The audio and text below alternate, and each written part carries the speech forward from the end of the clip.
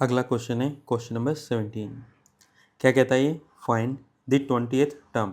आपको A20 find out करना है। कहाँ से? फ्रॉम द लास्ट टर्म, आखिरी टर्म में से। अब तक हम क्या करते थे? A1 A2 A3 and so on A60 इस तरह से फाइंड करते थे।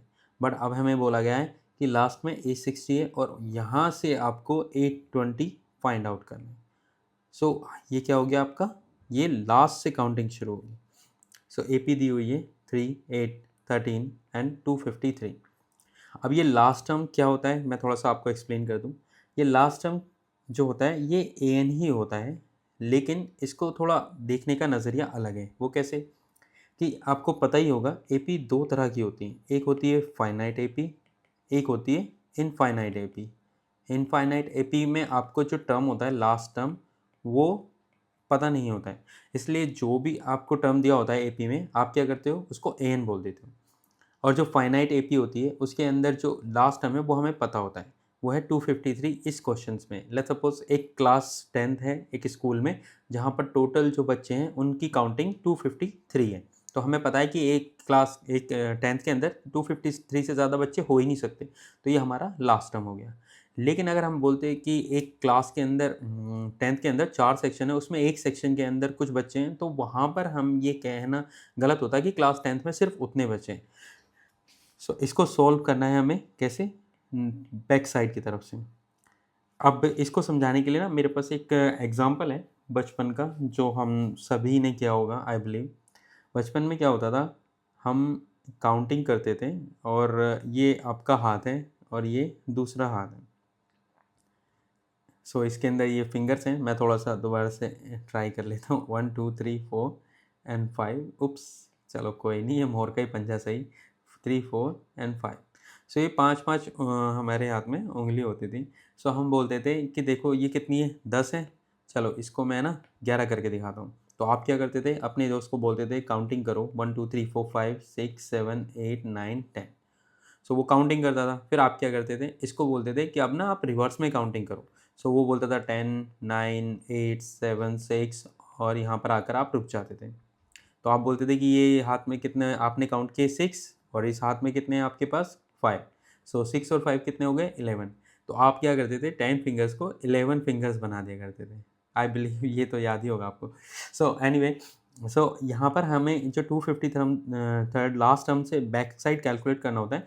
तो जो भी टर्म हम कैलकुलेट करते हैं उसमें हम एक टर्म माइनस कर देंगे, ताकि हम करेक्ट टर्म्स पर पहुँच जाएँ लास्ट से। क्योंकि जब हम ऐड करते हैं तो नेक्स्ट टर्म लेते हैं, लेकिन जब वापस आते हैं तो -1 टर्म करते हैं, उसके बाद जो नंबर आता है उसको हम कैलकुलेट करते हैं। ठीक है, मैं इसका सॉल्यूशन आपको दिखा देता हूँ कैसे करना है।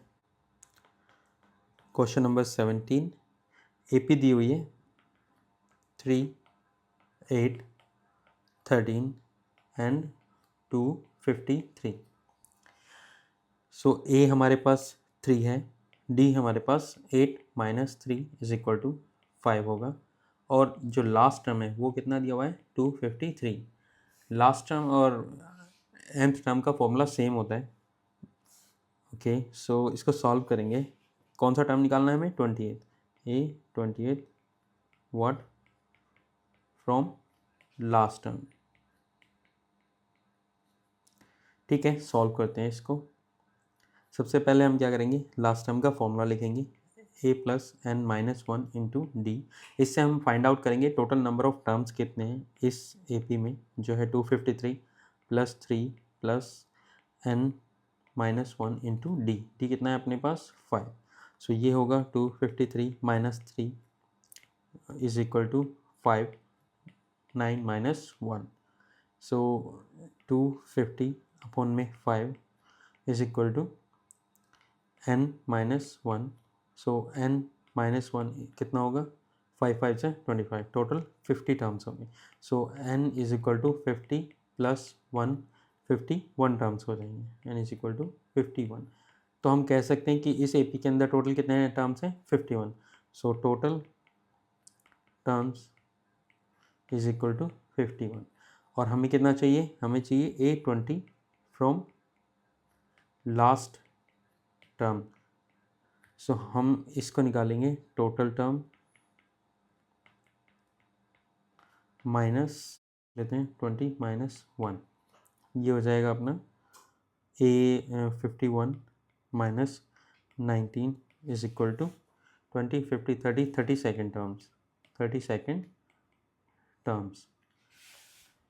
अगर हम 30 सेकेंड निकालें, A 30 second is equal to A plus 31 D। So A कितना है हमारे पास? A हमारे पास है 3 और D है हमारे पास 5। So A 32 is equal to A कितना है 3 प्लस D कितना है 5, तो 31 इंटू 5, ये हो जाएगा आपका 3 प्लस 5 1 जो 5 5 3 15, ओके 155 प्लस 3 158। तो A 30 सेकेंड टर्म्स हमारा क्या निकल कर आ गया? 158। अब ये तो हो गया हमारा रेगुलर आंसर, ठीक है। लेकिन अगर हम इसको ऑल्टरनेटिवली या फिर शॉर्ट फॉर्म में देखना चाहें तो कैसे कर सकते हैं, वो मैं दिखा देता हूँ आपको।